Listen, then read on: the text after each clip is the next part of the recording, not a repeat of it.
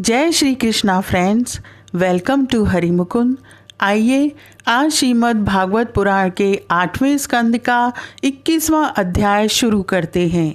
इसमें भगवान ने राजा बलि को किस तरह से बंधवाया इसकी कथा बताई गई है।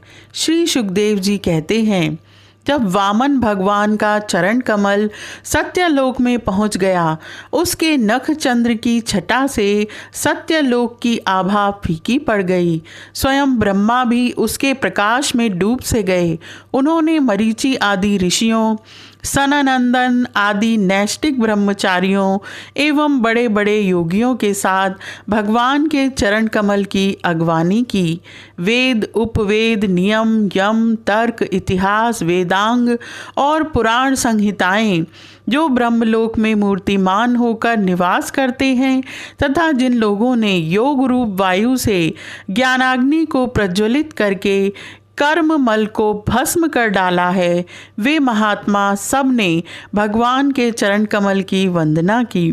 इसी चरण कमल के स्मरण की महिमा से ये सब कर्म के द्वारा प्राप्त न होने योग्य ब्रह्मा जी के धाम में पहुँचे हैं। भगवान ब्रह्मा की कीर्ति बड़ी पवित्र है। वे विष्णु भगवान के नाभि कमल से उत्पन्न हुए हैं। अगवानी करने के बाद उन्होंने स्वयं विश्वरूप भगवान के ऊपर उठे हुए चरण का अर्घ्यपाद्य से पूजन किया, प्रक्षालन किया। पूजन करके बड़े प्रेम और भक्ति से उन्होंने भगवान की स्तुति की।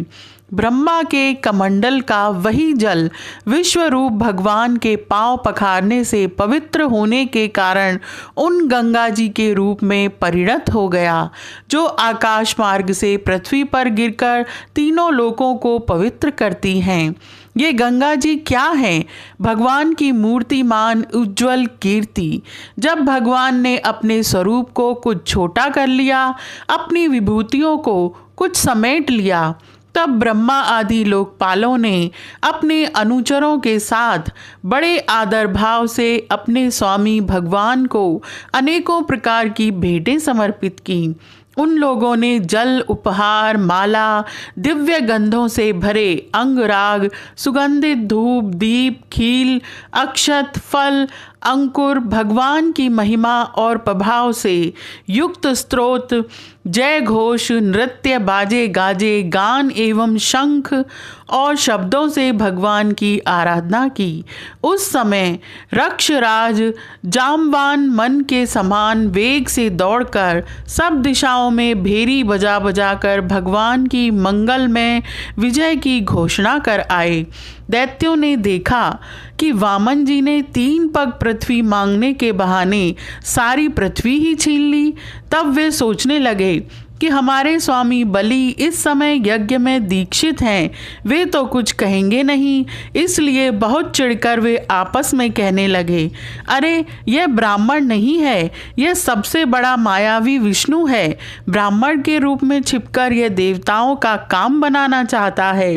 जब हमारे स्वामी यज्ञ में दीक्षित होकर किसी को किसी प्रकार का दंड देने के लिए उपरत हो गए हैं, तब इस शत्रु ने ब्रह्मचारी का वेश बनाकर पहले तो याचना की और पीछे हमारा सर्वस्व हरण कर लिया। यूं तो हमारे स्वामी सदा ही सत्यनिष्ठ हैं, परंतु यज्ञ में दीक्षित होने पर वे इस बात का विशेष ध्यान रखते हैं। वे ब्राह्मणों के बड़े भक्त हैं तथा उनके हृदय में दया भी बहुत है, इसलिए वे कभी झूठ नहीं बोल सकते। ऐसी अवस्था में हम लोगों का यही धर्म है कि इस शत्रु को मार डालें, इससे हमारे स्वामी बलि की सेवा भी होती है। यूं सोचकर राजा बलि के अनुचर असुरों ने अपने अपने हथियार उठा लिए। राजा बलि की इच्छा ना होने पर भी वे सब बड़े क्रोध से शूल, पट्टिश आदि ले लेकर वामन भगवान को मारने के लिए टूट पड़े। जब विष्णु भगवान के पार्षदों ने देखा कि दैत्यों के सेनापति आक्रमण करने के लिए दौड़े आ रहे हैं, तब उन्होंने हंसकर अपने अपने शस्त्र उठा लिए और उन्हें रोक दिया। नंद, सुनंद, जय विजय, प्रबल, बल, कुमुद, कुमुदाक्ष, गरुड़, जयंत, श्रुतदेव, पुष्पदंत और सात्यवत, ये सभी भगवान के पार्षद 10-10 हजार हथियारों का बल रखते हैं। वे असुरों की सेना का संहार करने लगे। जब राजा बलि ने देखा कि भगवान के पार्षद मेरे सैनिकों को मार रहे हैं और वे भी क्रोध में भरकर उनसे लड़ने के लिए तैयार हो रहे हैं, तो उन्होंने शुक्राचार्य के शाप का स्मरण करके उन्हें युद्ध करने से रोक दिया। उन्होंने विप्र, चित्ती, राहु, नेमि आदि दैत्यों को संबोधित करके कहा, भाइयों मेरी बात सुनो, लड़ो मत, वापस लौट आओ, यह समय हमारे कार्य के अनुकूल नहीं है। दैत्यों, जो काल समस्त प्राणियों को सुख और दुख देने की सामर्थ्य रखता है, उसे यदि कोई पुरुष चाहे कि मैं अपने प्रयत्नों से दबा दूं, तो यह उसकी शक्ति से बाहर है। जो पहले हमारी उन्नति और देवताओं की अवनति के कारण हुए थे, वही काल भगवान अब उनकी उन्नति और हमारी अवनति के कारण हो रहे हैं। बल, मंत्री, बुद्धि, दुर्ग, मंत्र, औषधि और सामादि उपाय, इनमें से किसी भी साधन के द्वारा अथवा सबके द्वारा मनुष्य काल पर विजय नहीं प्राप्त कर सकता।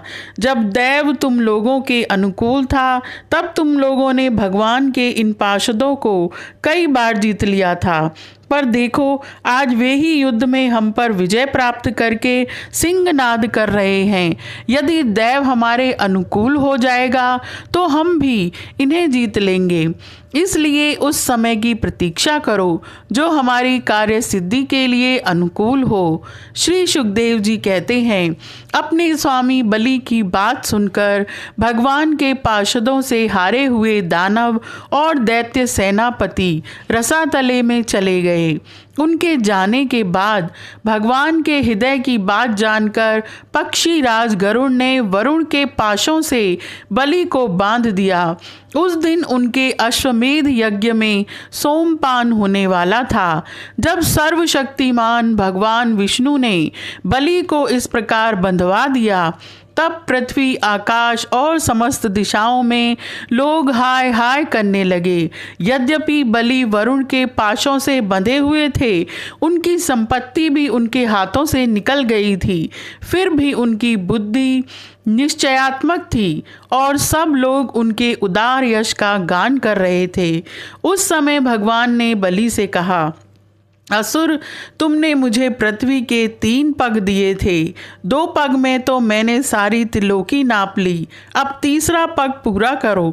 जहाँ तक सूर्य की गर्मी पहुँचती है, जहाँ तक नक्षत्रों और चंद्रमा की किरणें पहुँचती हैं और जहाँ तक बादल जाकर बरसते हैं, वहाँ तक की सारी पृथ्वी तुम्हारे अधिकार में थी। तुम्हारे देखते ही देखते मैंने अपने एक पैर से भूरलोक, शरीर से आकाश और दिशाएं एवं दूसरे पैर से स्वर्गलोक नाप लिया है। इस प्रकार तुम्हारा सब कुछ मेरा हो चुका है, फिर भी तुमने जो प्रतिज्ञा की थी उसे पूरा न कर सकने के कारण अब तुम्हें नरक में रहना पड़ेगा। तुम्हारे गुरु की तो इस विषय में सम्मति है ही। अब जाओ, तुम नरक में प्रवेश करो। जो याचक को देने की प्रतिज्ञा करके मुकर जाता है और इस प्रकार उसे धोखा देता है, उसके सारे मनोरथ व्यर्थ होते हैं। स्वर्ग की बात तो दूर रही, उसे नरक में गिरना पड़ता है। तुम्हें इस बात का बड़ा घमंड था कि मैं बड़ा धनी हूँ। तुमने मुझे दूंगा ऐसी प्रतिज्ञा करके फिर धोखा दे दिया। अब तुम कुछ वर्षों तक इस झूठ का फल नरक भोगो। यह अध्याय यहीं समाप्त होता है। आज के लिए इतना ही। Please like, share and subscribe my channel. Thank you.